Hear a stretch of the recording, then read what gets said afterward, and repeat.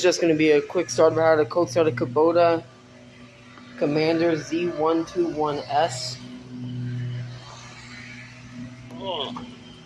It's just a gasoline lawnmower. It's not a diesel. What you want to do is make sure the handles are in neutral. Then you want to make sure that your blade is off, so push that down.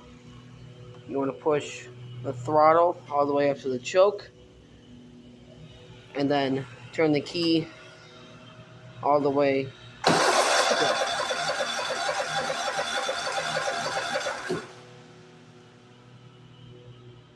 Wait a little bit if it doesn't start.